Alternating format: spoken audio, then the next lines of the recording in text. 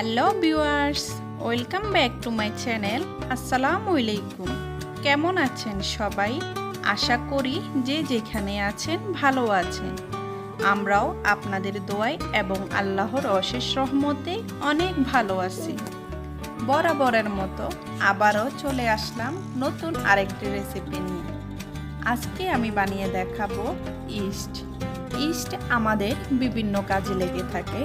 অনেক সময় আমাদের হাতের কাছে ইস্ট থাকে না, তাই আজকে আমি হাতের কাছে থাকা সামান্য দুটি উপকরণ দিয়ে আপনাদেরকে ইস্ট বানিয়ে দেখাবো। আশা করি আমার আজকের হোমমেড ইস্ট রেসিপি আপনাদের কাছে অনেক ভালো লাগবে।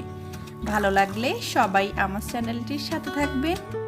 আর যারা এখনও আমার চ্যানেলটি সাবস্ক্রাইব করেননি, প্লিজ আমার চ্যানেলটি সাবস্ক্রাইব করুন আর পাশে থাকা নোটিফিকেশনের বেল আইকনটি ক্লিক করুন। এতে করে আমার নতুন ভিডিও ছাড়ার সাথে সাথে নোটিফিকেশন আপনাদের মাঝে চলে যাবে। চলুন শুরু করা যাক আমার আজকের রেসিপি। ইস্ট বানানোর জন্য আমি একটা বাটিতে হাফ কাপ কুসুম গরম পানি নিলাম। আর এখন এখানে আমি দিয়ে দিব 1.5 টেবিল চামচ চিনি। এখন আমি পানির সাথে চিনি ভালোভাবে মিশিয়ে নেব।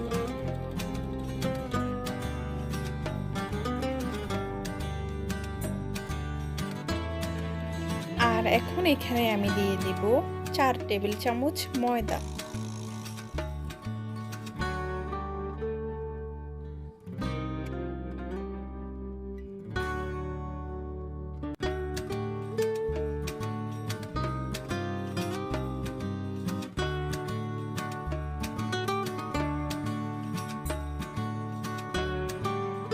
আমি ময়দার সাথে পানি ভালোভাবে মিশিয়ে নিলাম।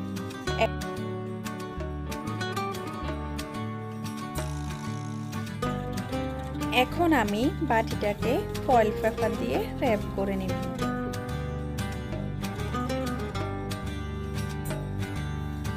আমি বাটির মধ্যে একটা টুথপিক দিয়ে এভাবে ছিদ্র করে নেব। আর আমি বাটিটাকে গরম জায়গায় সারা রাতের জন্য রেখে দেব। ফিরে আসলাম আমি 9 ঘন্টা পর।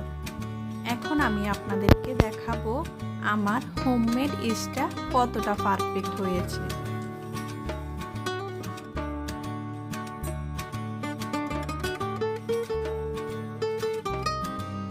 ঘরে বানানো এই ইস্ট দিয়ে আপনারা ব্রেড, পিৎজা ডো এবং নান রুটিও বানাতে পারেন। আমি এই ইস্ট দিয়ে আমার নেক্সট ভিডিওতে আপনাদেরকে বান তৈরি করে দেখাবো। আপনারা যদি আমার রেসিপি দেখতে চান তাহলে সবাই আমার চ্যানেলটির সাথে থাকবেন। আমার আজকের হোমমেড ইস্ট রেসিপি আপনাদের কাছে কেমন লেগেছে সবাই অবশ্যই আমাকে কমেন্ট করে জানাবেন। আর সবাই আমার চ্যানেলটির সাথে থাকবেন। আমার চ্যানেলটিকে লাইক, কমেন্ট, শেয়ার এবং সাবস্ক্রাইব করবেন। আর যারা আমার চ্যানেলটিকে সাবস্ক্রাইব করে আমার পাশে থেকেছেন তাদেরকে আমার পক্ষ থেকে অসংখ্য ধন্যবাদ। আজ এ পর্যন্তই, দেখা হবে অন্য কোনো দিন অন্য কোনো রেসিপিতে। সেই পর্যন্ত ভালো থাকবেন সবাই, সুস্থ থাকবেন। আল্লাহ হাফেজ।